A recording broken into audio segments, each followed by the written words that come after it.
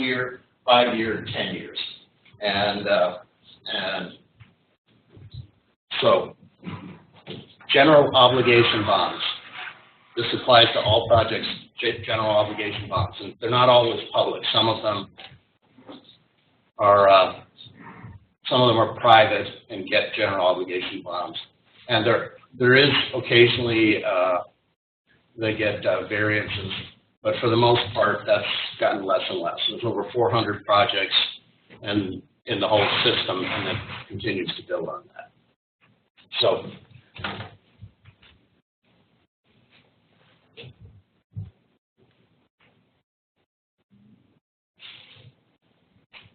got great technology, don't we? Need a battery. that's a nice looking button. Wow. I can advance it. Okay, please. Thank you. All right.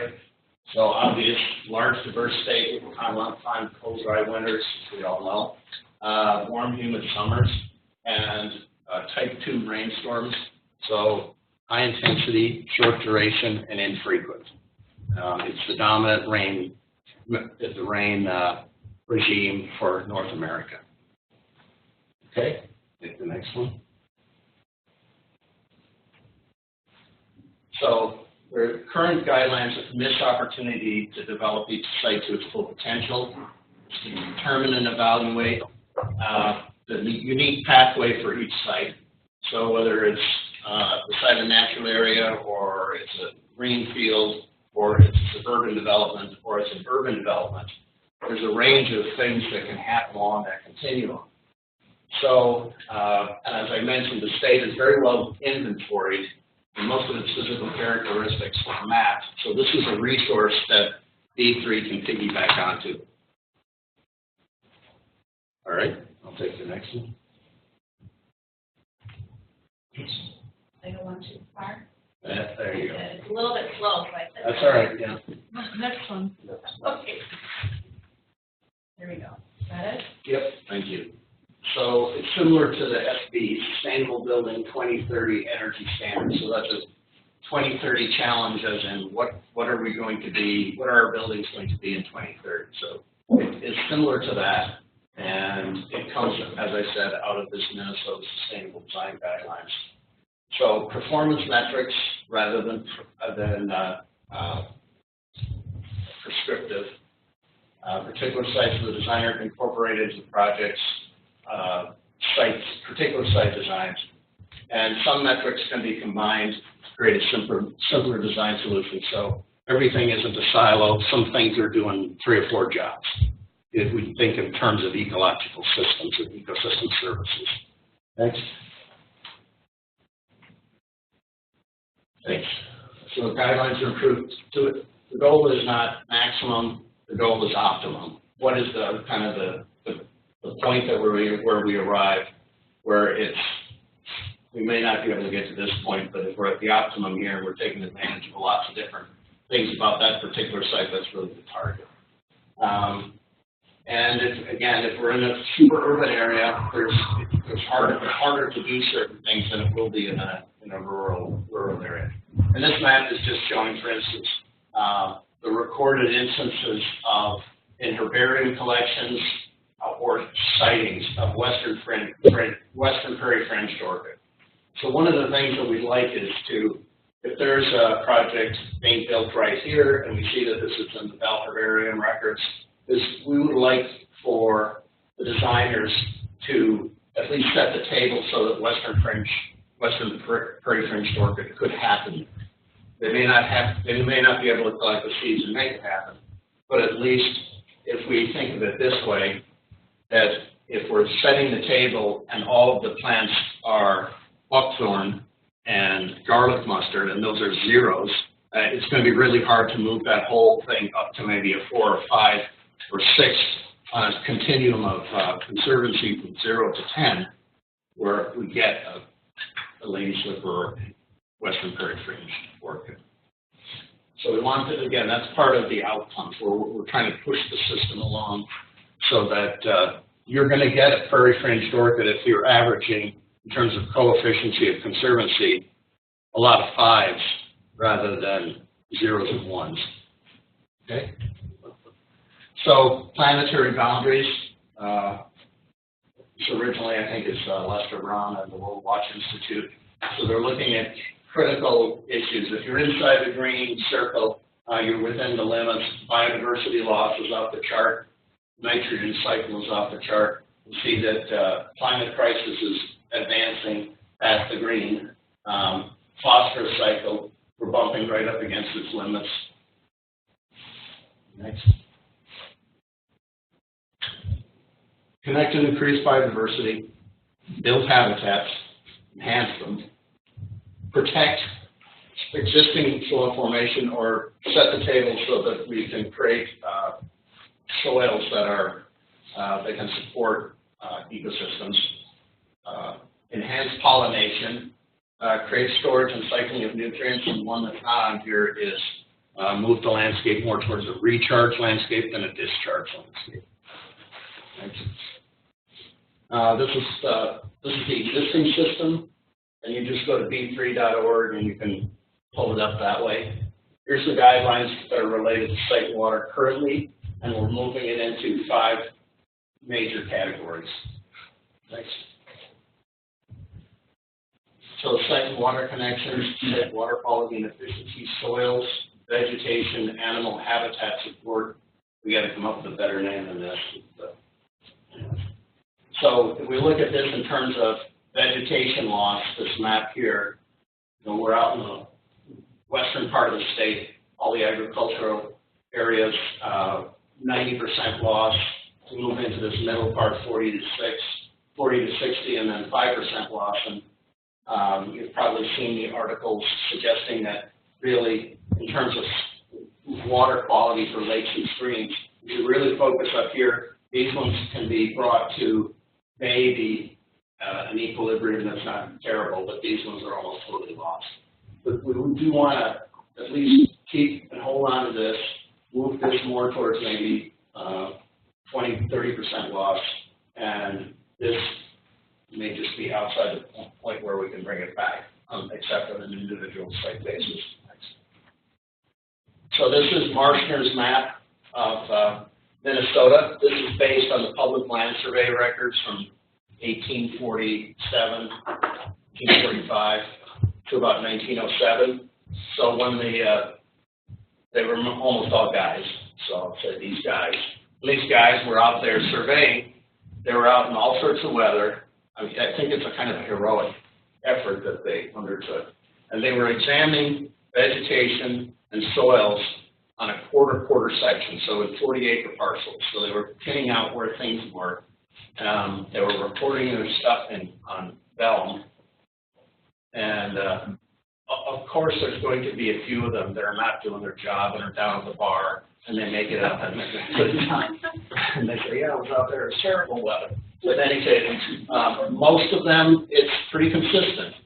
And there's entries like rolling ridge prairie fit for cultivation, first grade timber, second grade timber, third grade timber, found an oak of this size, 10-inch DBH near the quarter section, and then they would leave like a pile of charcoal in those spots, record all this information. And a fellow in Washington, a photographer named Marshner,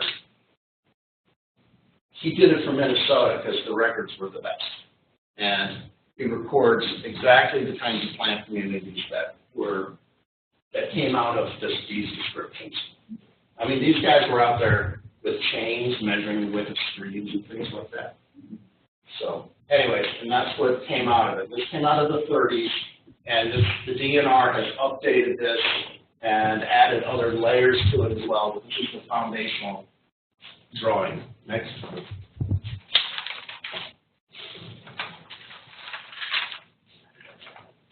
So as we look at them, site S, just as an acronym. Point 1, site and water connections, so as in the greater site. So here's the site right here, but there are things that are happening out around the site that we want the site to tie into. And maybe instead of doing this, I should do that. So that the site is reaching out into these other areas. 40% of the site area, excluding the building footprint, should be planted using species listed in the class 5 sheet. This one's everything, as I said, is piggybacking off existing systems. So this is a DNR, a part of the DNR system. Ecological class will be determined from the province section and subsections of the listed on the ecological classification system. Determine the most of that advantageous plant species that are prevalent in the listed ecological class. So within all of these, there's the list, but the nice thing is that there's a dominance and subdominance. So if you're going through, I'm a Mr. Landscape Architect, and I want to restore it to this prairie, I will look at that list, and I can see the dominant grasses, the dominant forests, and maybe there's a few shrubs on that, and I'll start with that. And again, this is, if we go from the coefficient of conservancy from 0 to 10, we're putting in 1s, 2s, and 3s over here in our first batch. And over time, we can move that this direction with interseeding and overseeding. Within 10 miles of the conservation area, as defined by the Minnesota Department of Natural Resources, so there are these 250 plus scientific and natural areas within the state. All of them have been inventoried. All of them are basically a reference plant community for whatever it is, bedrock bluff prairie, a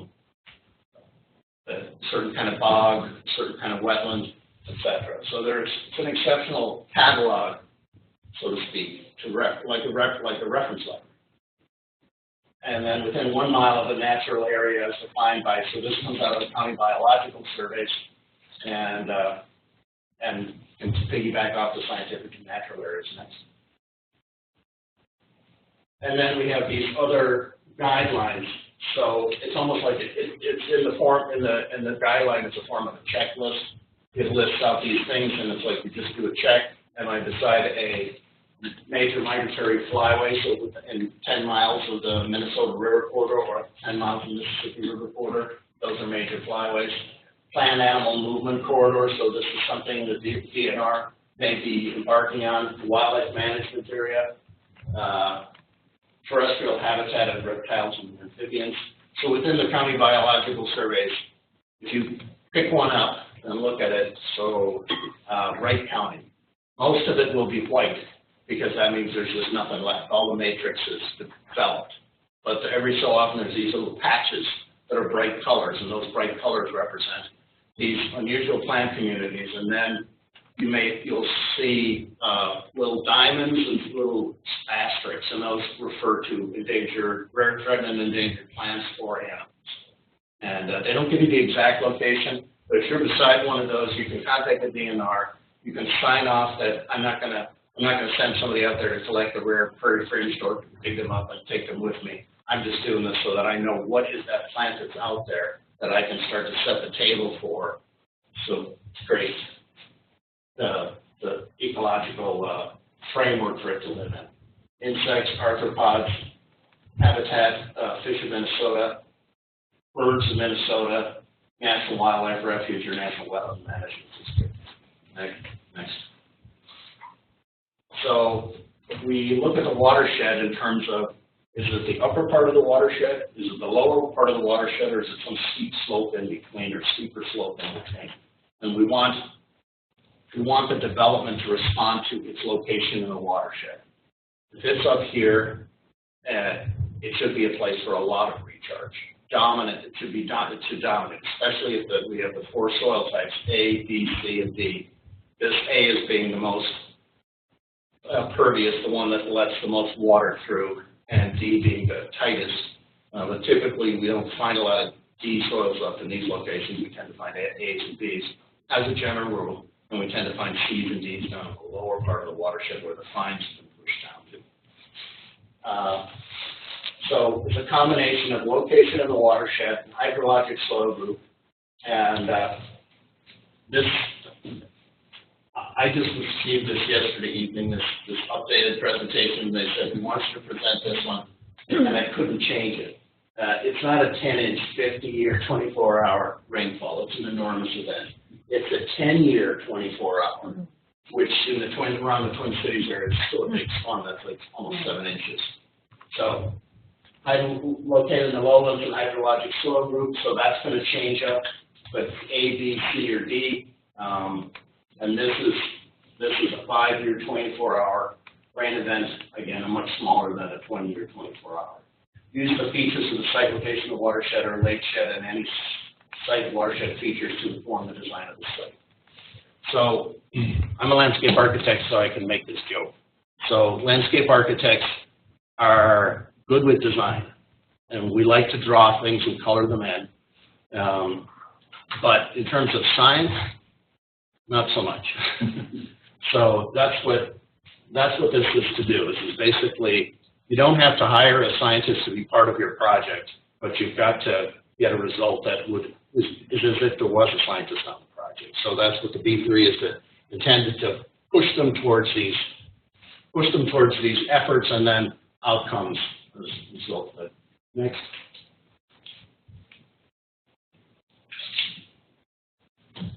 This is a pretty obvious one. If you're in a floodplain, you shouldn't be building anything, at least a structure. You can put in play fields or something of that nature, but you can't take up volume within the floodplain. You can't displace it. You can make it bigger. You can have more capacity, but not less. So it doesn't flood with a 10-year, 24-hour rainfall. Pretty obvious with any of the soil types. Next. Human site connections. So this is more the cultural aspects of it. Planned walking paths, bike paths, future water trails, birding trails. Maybe you don't know that, but there are birding trails within the state.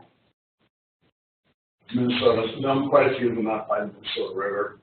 Planned transit stops. All of these things, we want you to go through that checklist and say, okay, yeah, I'm beside that. All right, this is what I do when I'm in that near that location. Next. This is just a graphic showing the major basins. The Minnesota River, Upper Red River, the north, Red River in the north, Upper Minnesota, Mississippi, Lower Mississippi, the Lake Superior over here. And again, what we're trying to do is we're trying to get the engineers and landscape architects, as they go through the process of designing this, that they're saying, okay, I'm here. What do I look up? Okay, go to that site. Okay, so here's some of the things I should be doing here in this location. Next. And then, so here's our hydrologic soil groups, A, B, C, and D.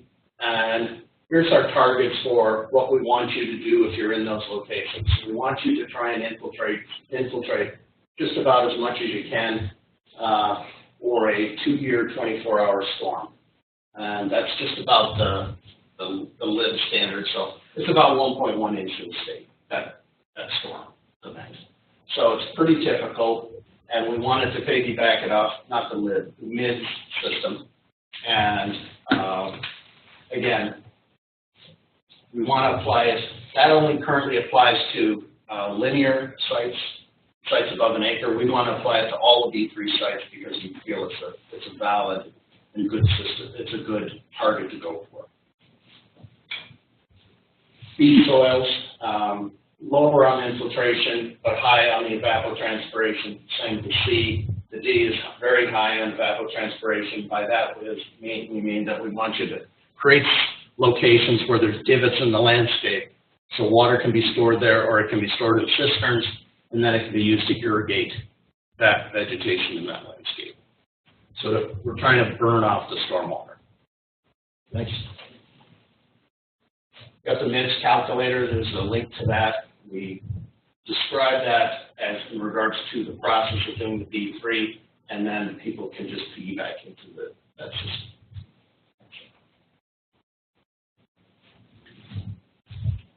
And we're, the stormwater manual is a catalog of types of best management practices, and because of the wiki process that it's under, it's constantly being updated. So that's another really good thing about piggybacking off of a system like that, is that it's very current. It's not something that is a book that was sitting on the shelf for the last 9 years, hasn't been updated yet.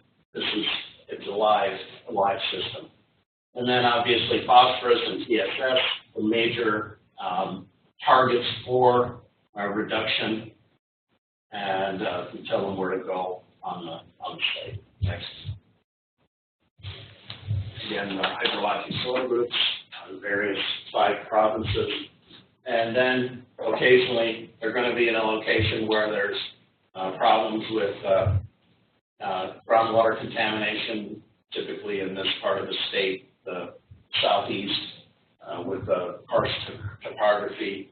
If there's karst, if there's a bedrock within this distance of the surface, you need to do these things, which would mean that you would be less involved in infiltration probably here.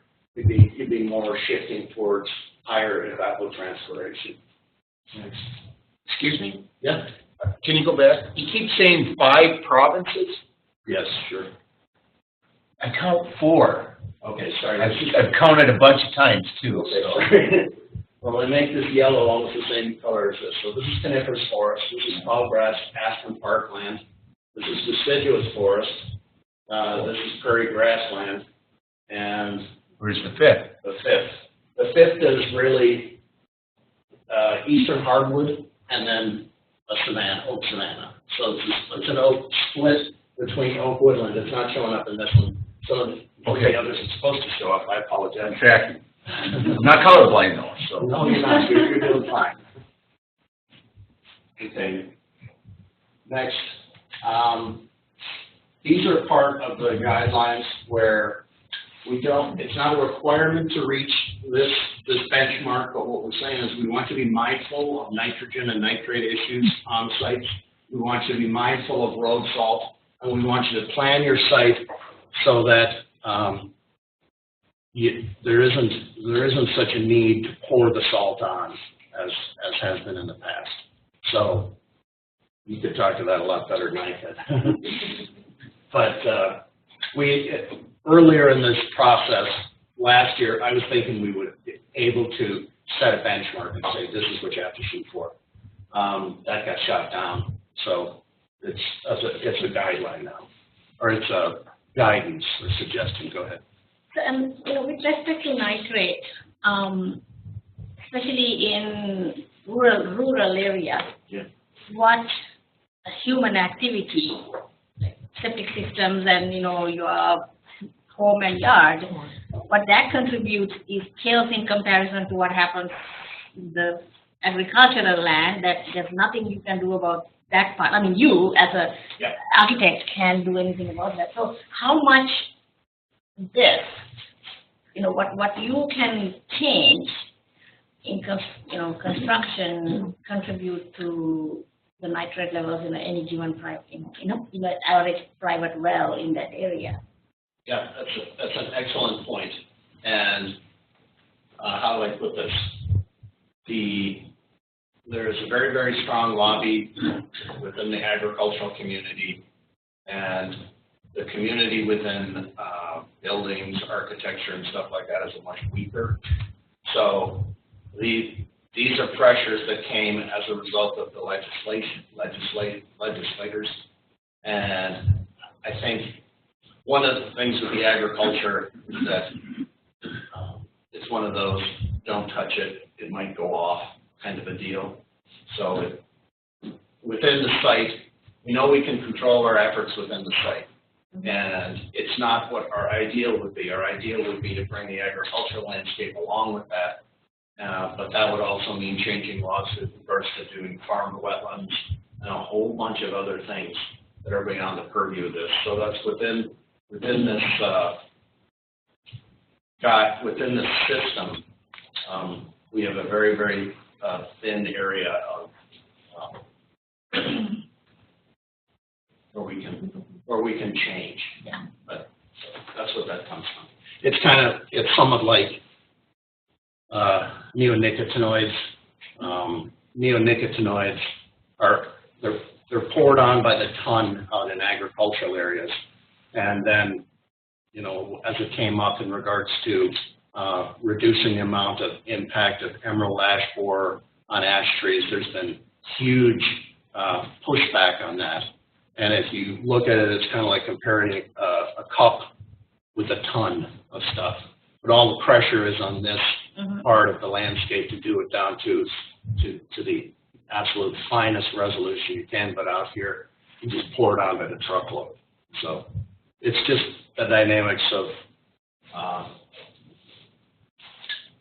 ownership in the landscape.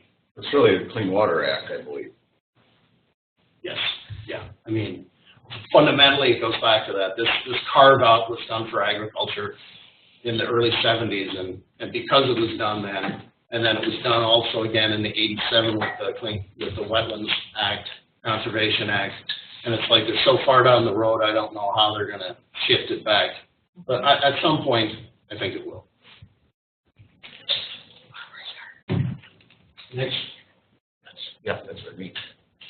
So, again, this is piggybacked off of what PCA has put together. 80% reduction in total suspended solids, the dirt and the water. Total phosphorus reduction is 60%. And then as part of that, we're saying that it's this storm size that we want you to do that with. So the 1.1 inch 24-hour storm. Next. Oh, I thought you were going to mention. Oh, here we go. Chloride stuff. There we go. Sorry, we're waiting for that. Okay. So, again, this kind of gets to what we were talking about earlier in terms of where the heaviest pollution is, and we're down in this area. And as we move upwards in the state to the northeast, it gets less impacted in terms of water quality. And we have here, reduce the area of impervious surfaces needing fluorides by 20%. Reduce the amount of fluorides by employing the NPCA winter maintenance assessment tool.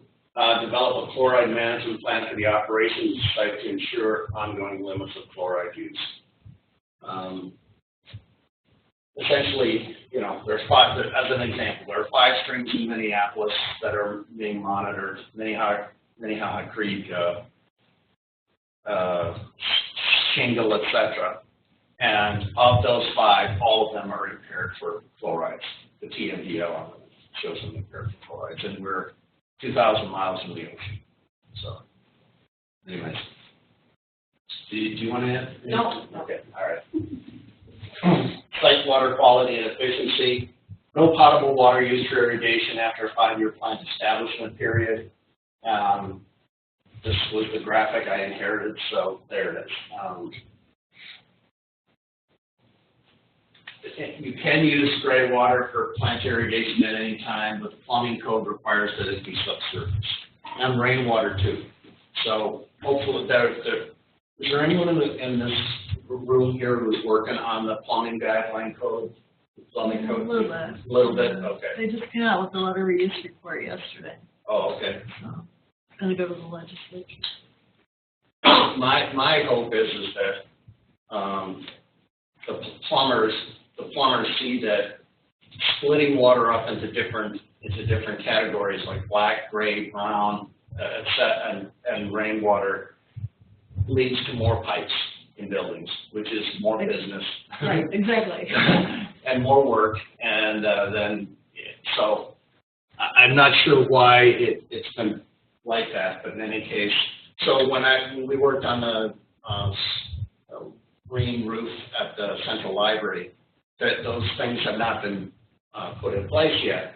So we have big cisterns that we collect the rainwater. We do it as subsurface flow, though. It's not sitting on the surface, so there isn't a contamination issue with human contact. But it was like an overreaction.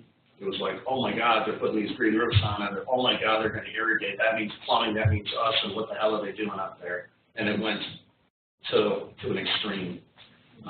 There's a way that this can be done, work together. But we're talking about gray water, black water. We haven't touched it, because the only thing we can suggest is if you're on an ISTS, individual septic treatment system, is you can use a subsurface flow gravel bed, wastewater treatment wetland in between the septic tank or the drain field, and that'll extend the life of the drain field. But that's subsurface flow, so there's no water sitting on the surface, and they have been permitted by the PCA in the past. So that's all we say about that. Otherwise, why don't you hook up to the existing sanitary sewer system? Does anyone have any thoughts? All right. Next. Well, I'd just say, you know, gray water contains all the stuff we're worried about in the black water too. Mm-hmm. Be at a lesser concentration, but that's why 70, 77, or 70, 80 addresses it that way. So Does everyone know it's 70? 80 to subsurface. And when we do the testing of gray water, it comes up with bacteria and all the other contaminants and Can you define what black and gray is? well, black would be all sewage, and then gray would be sewage that would be without human feces. Yeah, it's like showers and things. Kitchen sinks. Laundry, but then when you do, Yeah, vehicle washing. Bathroom sinks, yeah. yeah, so then, you know, vehicle washing, you're getting greases and oils, and laundry, you're getting fecal, and, you know, and that's the bugaboo. Yeah. But we can't continue to waste all the bazillion gallons of water on a single use affair. Yeah, so, Just a quick one, I did a quick calculation of all the cities pumping groundwater and then using it once and discharging it, and it's 100 billion gallons a year. And that's, how long does it take to infiltrate a drop of water, sir? right.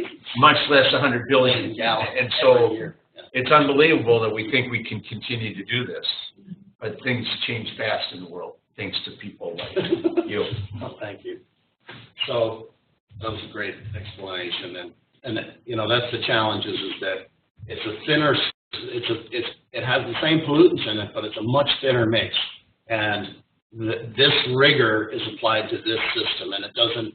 We can go with something a little more graded out than that. All right. Next.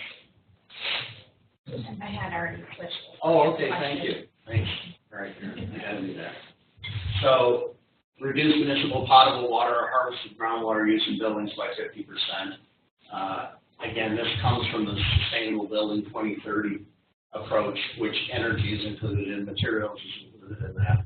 But it's to limit the amount of water that's just used willy-nilly. So if you look at a water bill over the course of the year, about 40% of it goes to on a house, even in most commercial places, about 30 to 40% of it is irrigated potable water in the middle of the summer to water the lawn, etc. We want to move away from that completely.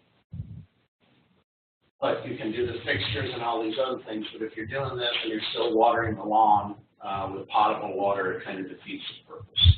You're going up one step forward and two back. It's better than 3 back, but anyways. Next. So site water quality and efficiency.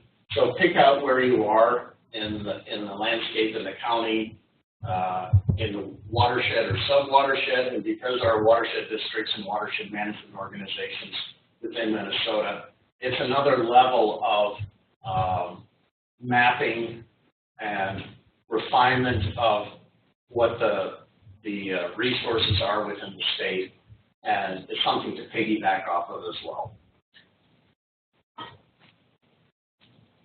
And then we're looking at, so uplands, slopelands, and then in the lowlands. So there's different, and if you combine that with the hydrological soil types, then you can tell what it is that we want you to do. And you're not always going to be infiltrating all your water up here. There may occasionally be a place where the soils are sea soils, but in general, this is the target for anybody who's doing the design. So they know on a first pass, in the design process that they're going to need to start looking for places to put divots in the landscape to get water soaking into the ground. Slow water down, the usual, slow it down, spread it out, soak it in, those 3 things. And it's getting engineers and landscape architects to think proactively like that.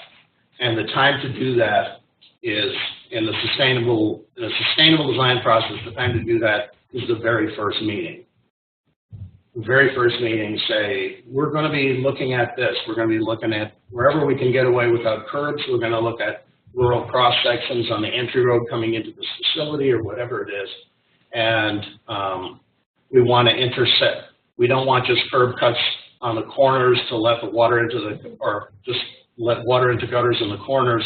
We want to start putting curb cuts further up the parking lot so we can start intercepting water and putting it in rain gardens and things like that. So it's getting designers to start thinking like that proactively right away.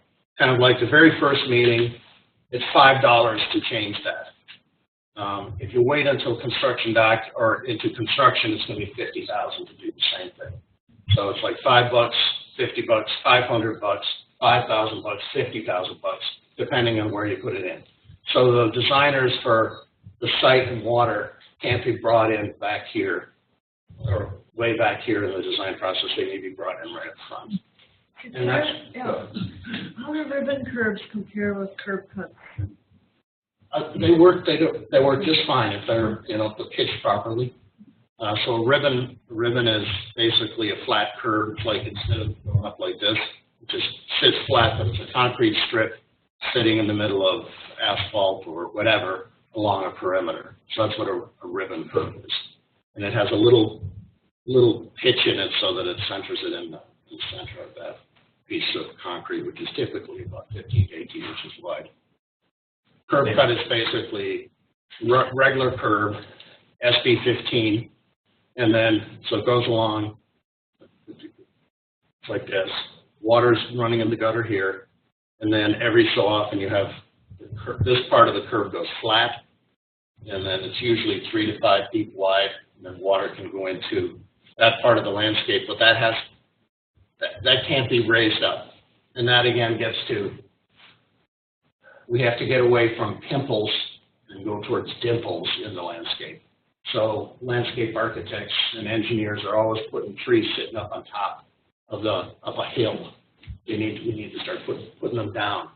And it actually is, it's much more cost effective to dig a parking lot where you can take out all those islands and uniformly grade them than it is to work around them. You see these elaborate staking systems where they work around them and then they pile it up at the end. And when they go to pave it, it's a lot harder to pave. Thanks. Next. Looking at soils. What am I doing for time? It's 1:45. Okay. So we're getting close to the end here. So this is just, again, most landscape architects, most engineers don't know the characteristics of soils on the soil triangle. So there's 12 different soil textures on the soil triangle. If you're in the corners, it means that in this corner it's almost pure sand.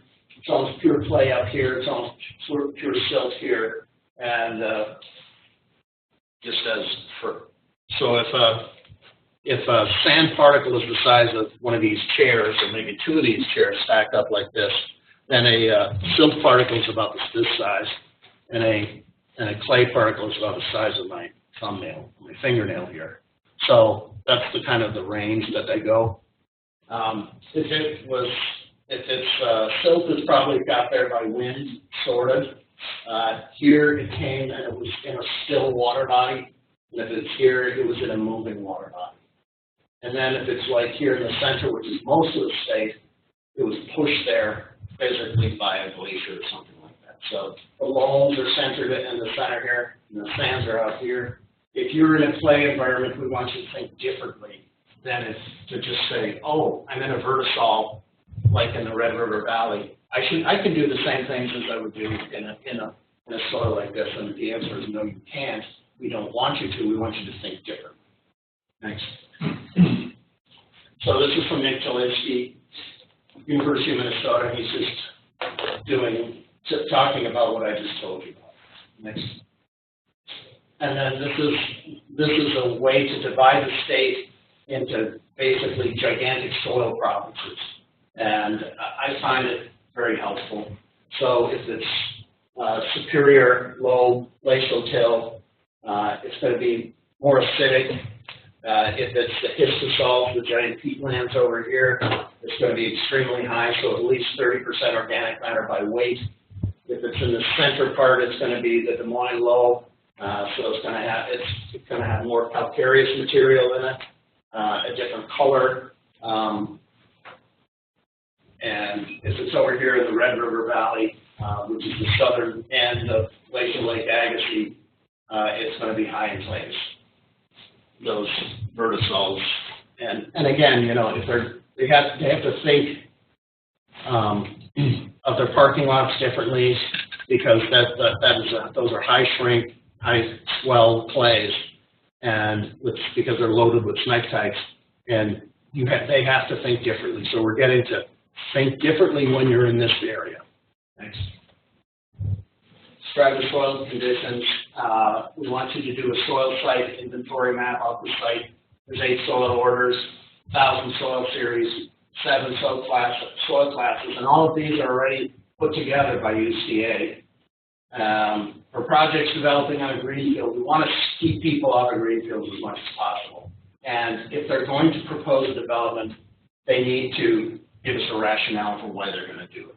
Because these Minnesota soils are some of the most productive in the world.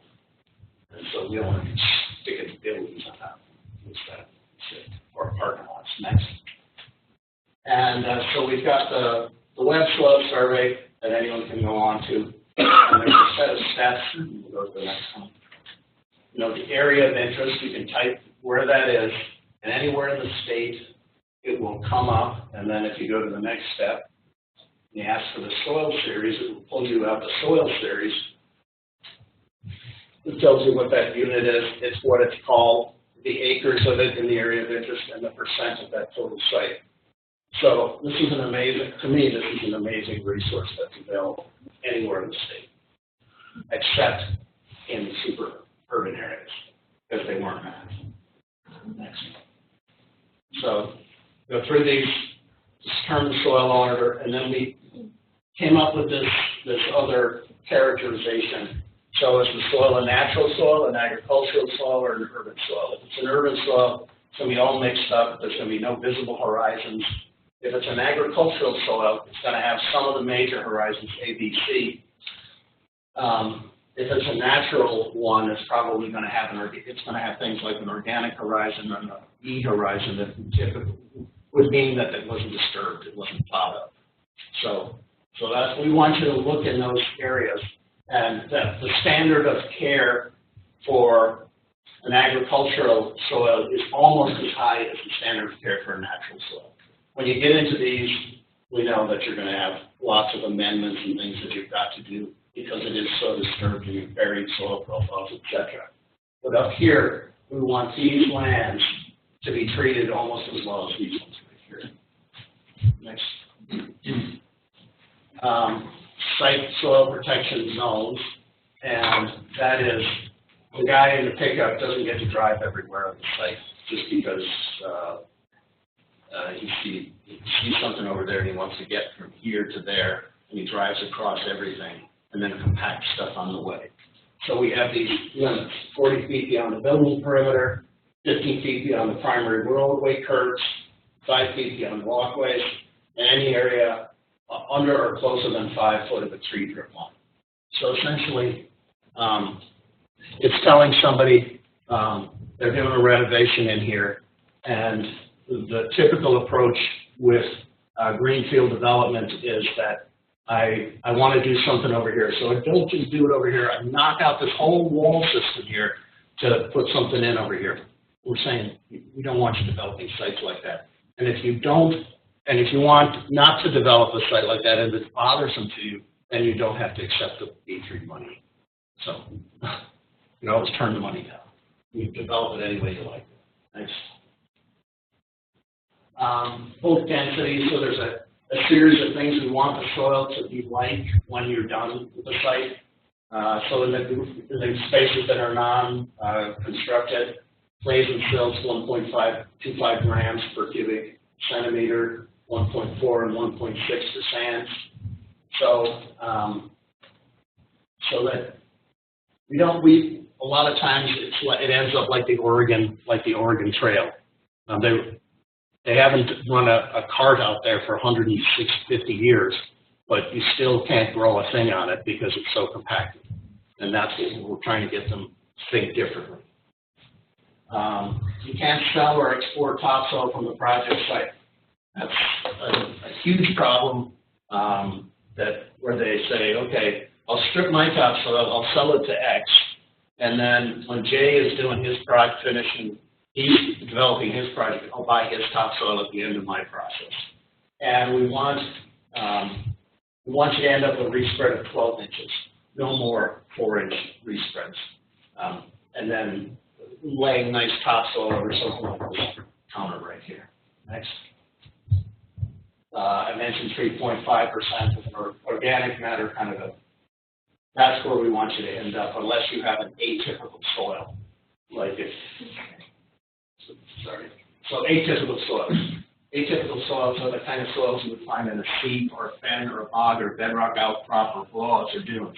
So those are things that are going to be very heavy clay, very high in clay or high in silt or high in sand, and we want you to treat those areas differently. So if you run across a site that has the soils of a fen on it, we don't want it just dug up and turned into a parking lot.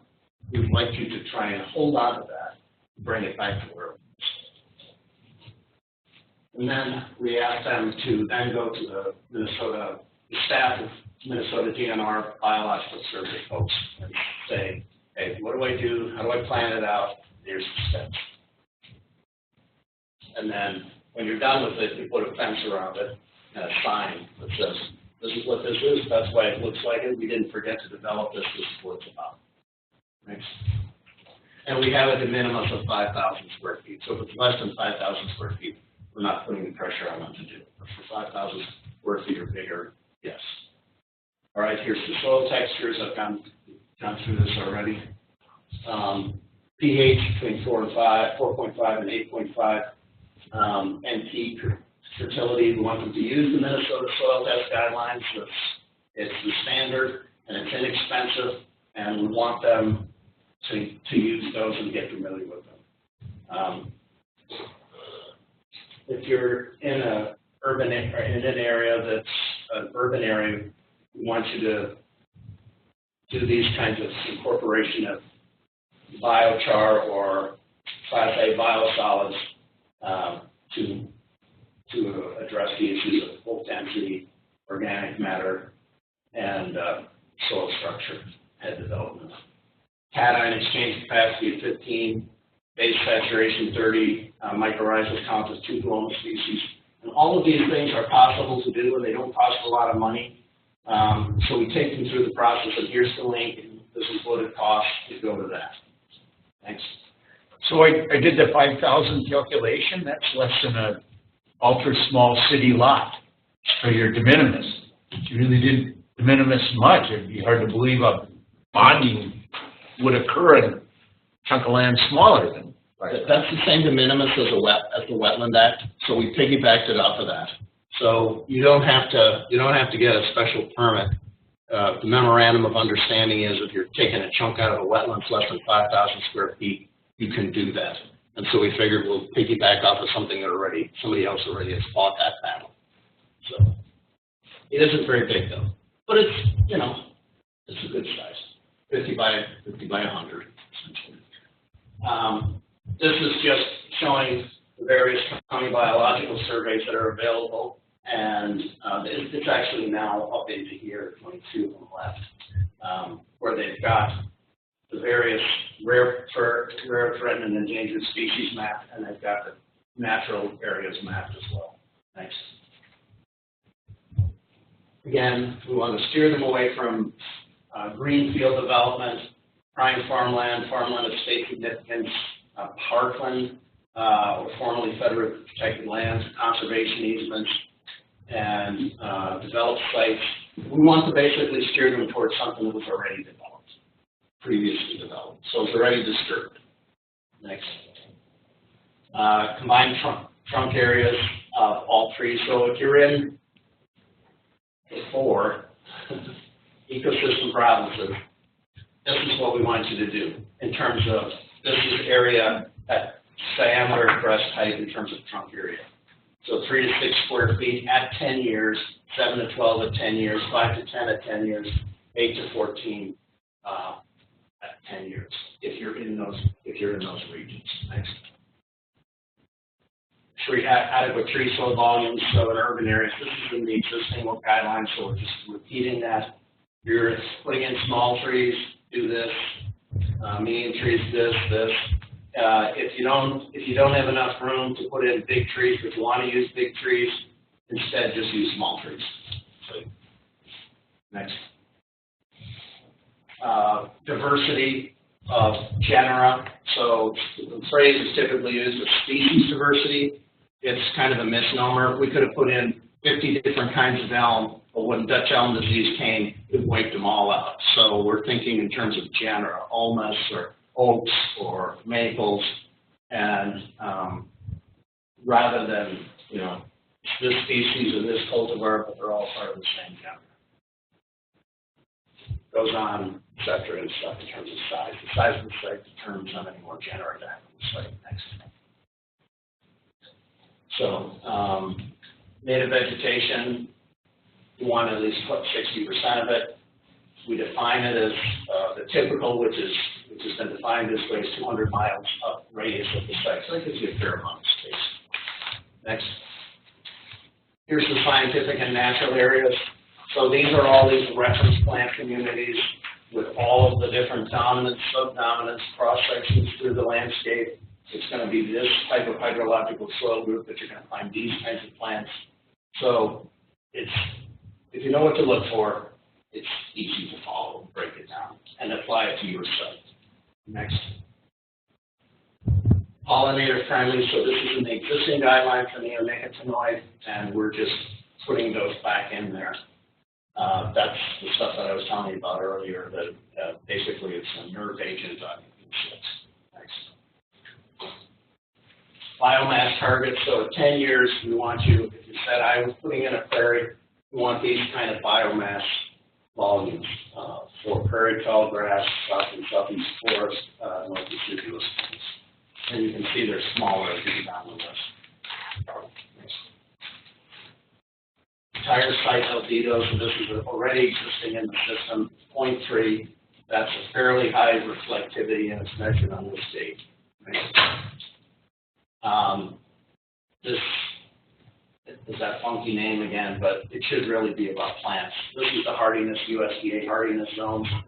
Want to be mindful of that as you're planning your site. Next.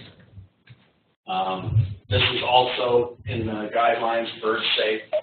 This building was permitted under B3 under the old guidelines. That's why they were able to put all this reflective glass on there. But part of the deal is that they have to pay for a research project for 5 years where they're inventorying all the dead birds that they find around this building and then talk about what not to do in the future. So that will be incorporated in the next iteration. Next. All of these are in there.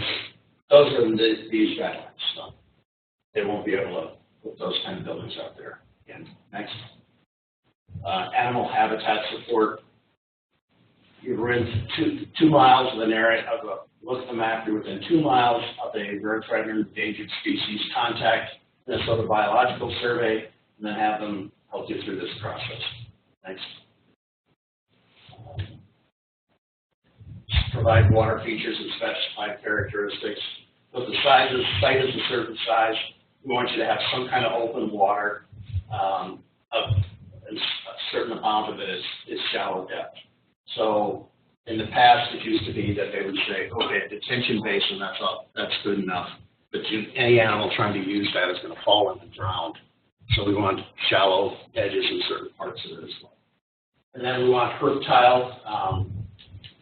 So we're losing herb tiles at an amazing rate, and we want to reverse that. So if you're of a certain size, we want by the fifth growing season, we want you to start to have some of these in there, whether it's snakes, turtles, tortoises, frogs, salamanders, toads, etc.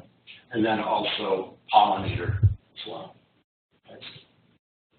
This is from the Minnesota Seed Manual that we worked on, and so the landscape, we divided it into different pieces. So if you want, if I'm in this part of the landscape, I just look up the plant list for this part of the landscape. again, we're hoping that we've set the table for them, that the professional can just take it through the process of we say, here's the trail of breadcrumbs from here to there. Next. This is Dark Sky Association. So this is cut off boxes and the light so that it's not just this spilling of light out into the landscape, which again is part of the bird safe. It's the bird safe deal. When the neotropical migrants are coming up in the spring or going south in the fall, we get all these buildings lit up at night. They fly around the light and then they drop dead. So we want to stop that. Reverse that. Nice. That's it.